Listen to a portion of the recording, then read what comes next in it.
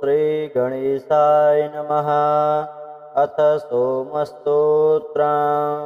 ॐ अस्य श्री सोमस्तोत्रमहामन्त्रस्य गौतमऋषिः अनुष्टुप् छन्दः। सोमो देवता सोमदेवप्रीत्यर्थे जपे विनियोगः। वाङ् अङ्गुष्ठाभ्यां नमः। वीं तर्जनीभ्यां नमः। वूं मध्यमाभ्यां नमः। वैं अनामिकाभ्यां नमः। वों कनिष्ठिकाभ्यां नमः। वः करतलकरपृष्ठाभ्यां नमः। वां हृदयाय नमः। वीं शिरसे स्वाहा। ॐ शिखायै वखट। वैं कवचाय हुं। ॐ नेत्रत्रयाय वखट। वः अस्त्राय फट्। भूर्भुवः स्वरोमिति।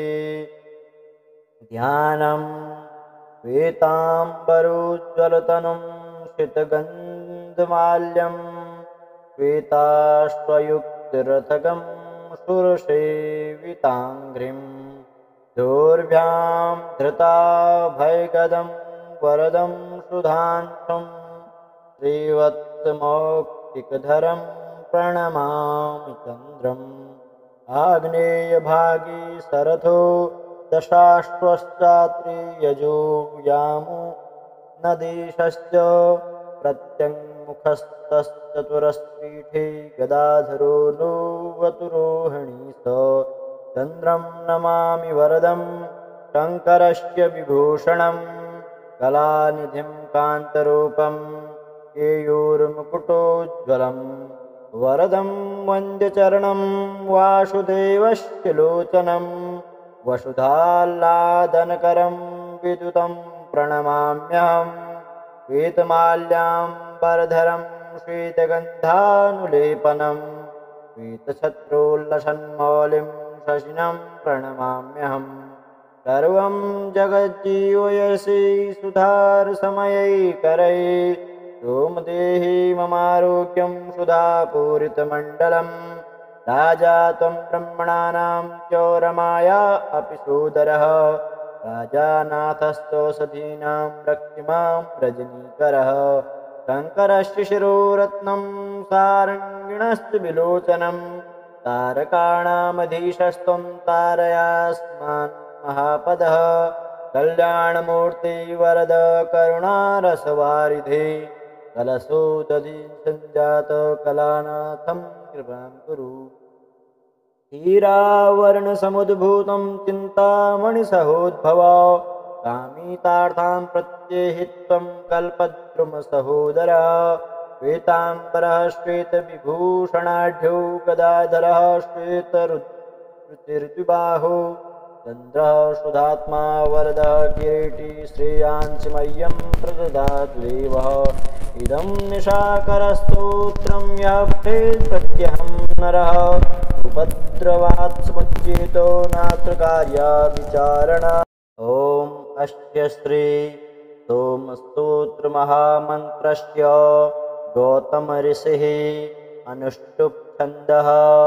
सोमो देवता सोमदेवप्रीत्यर्थे जपे विनियोगः। वाङ् अङ्गुष्ठाभ्यां नमः। वीं तर्जनीभ्यां नमः। वूं मध्यमाभ्यां नमः। वैं अनामिकाभ्यां नमः। वों कनिष्ठिकाभ्यां नमः। वः करतलकरपृष्ठाभ्यां नमः।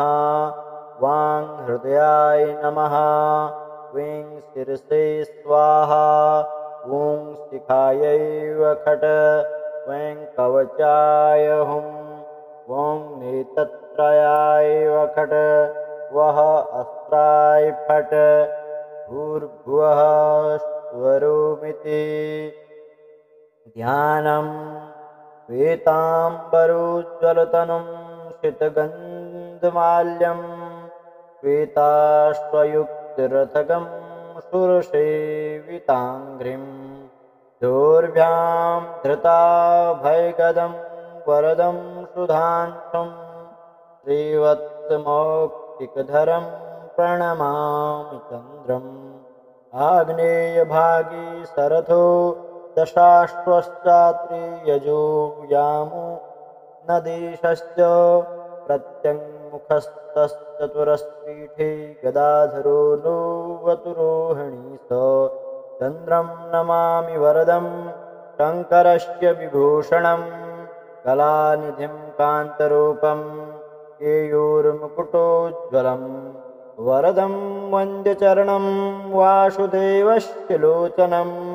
वसुधाल्लादनकरं विद्युतं प्रणमाम्यहं श्वेतमाल्याम्बरधरं श्वेतगन्धानुलेपनं श्वेतछत्रोल्लसन्मौलिं शशिनं प्रणमाम्यहं सर्वं जगज्जीवयसि सुधारसमयैकरै सोमदेहि ममारोग्यं सुधापूरितमण्डलं राजा त्वं ब्रह्मणानां च रमाया अपि सोदरः राजानाथस्तोषधीनां रक्षिमां रजनीकरः शङ्करस्य शिरोरत्नं सारङ्गिणस्तु विलोचनं तारकाणामधीशस्त्वं तारयास्मान् महापदः कल्याणमूर्ति वरद करुणारसवारिधे कलशोदधि सञ्जात कलानाथं कृपां कुरु हीरावर्णसमुद्भूतं चिन्तामणिसहोद्भव कामितार्थां प्रत्यहित्वं कल्पद्रुमसहोदरः श्वेताम्बरः श्वेतविभूषणाढ्यो गदाधरः श्वेतरुचिर्द्विबाहो चन्द्रः सुधात्मा वरदः किरीटी श्रेयांसि मह्यं प्रददातु देवः इदं निशाकरस्तोत्रं यः पठेत् प्रत्यहं नरः उपद्रवात् समुच्चेतो नात्र कार्या विचारण